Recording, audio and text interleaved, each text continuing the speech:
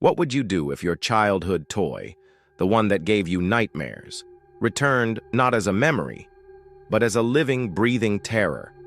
Imagine hearing the familiar voice of Chucky, not on a movie screen, but in your own home, laughing from the shadows. Welcome to a nightmare you can't wake up from. And remember, when you think it's over, it's only just begun. Riley Thompson had always been a collector. Her obsession wasn't with stamps or coins, but with vintage toys. She loved the nostalgia they brought, a time capsule of innocence from a world long gone. One evening, while browsing through an online auction, she stumbled upon something extraordinary, a good guy's doll in pristine condition. The price was suspiciously low, and the seller's description was vague. Rare find, handle with care. Against her better judgment, Riley clicked, "Buy now." 3 days later, the package arrived. The box was old and dusty, marked with faded shipping labels from years ago. Riley opened it eagerly, only to feel a chill as the doll's glassy blue eyes stared back at her. "Hi, I'm Chucky. Wanna play?" the doll chirped when she accidentally pressed its back. She laughed nervously. It was just a toy, she told herself, setting it on a shelf in her bedroom among her collection. Yet, something about the doll felt wrong. Its painted smile seemed too wide, its eyes too lifelike. But Riley dismissed her unease. She had a busy day ahead. That night, the nightmares began. Riley woke at 3:15 a.m. to the sound of giggling. It was faint but unmistakable. She sat up, her heart pounding, and scanned the room. Her eyes landed on the shelf where Chucky sat.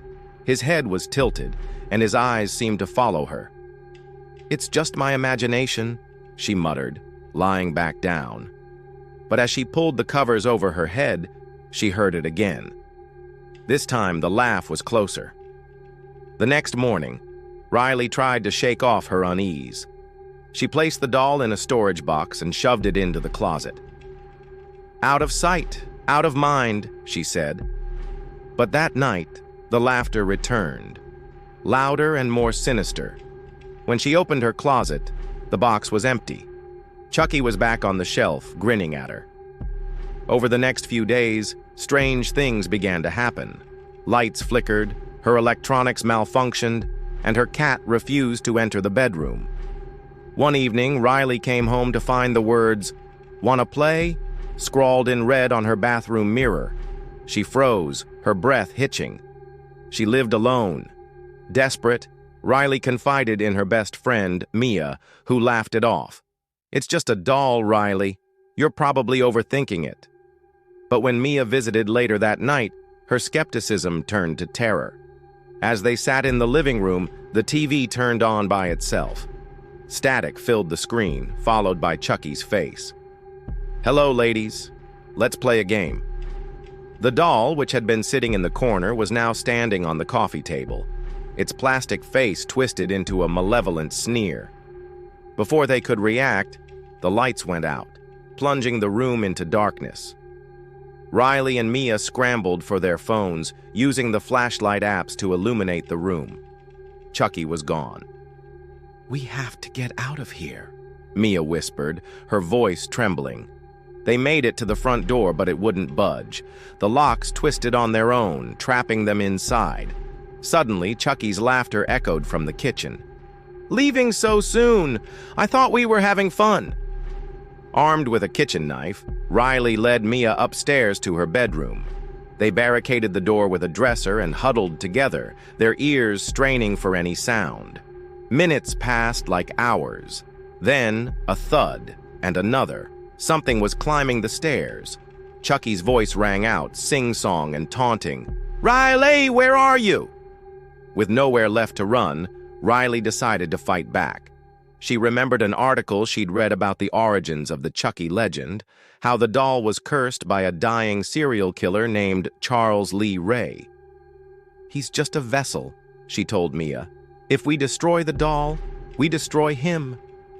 They armed themselves with whatever they could find. A baseball bat, a pair of scissors, and a can of lighter fluid. As Chucky broke through the barricade, they attacked, The doll was fast, dodging their blows with unnatural agility.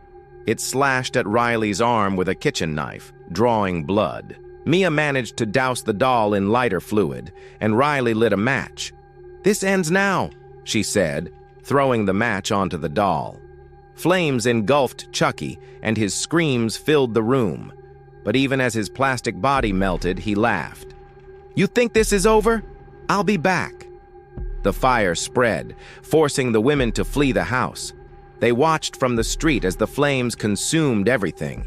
Riley's collection, her home, her life as she knew it, all gone. But as the fire department arrived, she felt a strange sense of relief. It was over, or so she thought. Weeks later, Riley moved into a new apartment and began to rebuild her life. She avoided vintage stores and online auctions, vowing never to bring another relic into her home. One afternoon, a package arrived at her door. No return address. She opened it cautiously. Inside was a single item, a burnt, charred, good guys doll. Its melted face twisted into a smirk. A note was attached. "Miss me? If you enjoyed this chilling tale of terror, make sure to hit the like button and subscribe to Dine with Demon for more spine-tingling stories. Remember, the horror never ends, unless you dare to stop watching. See you next time, if you survive.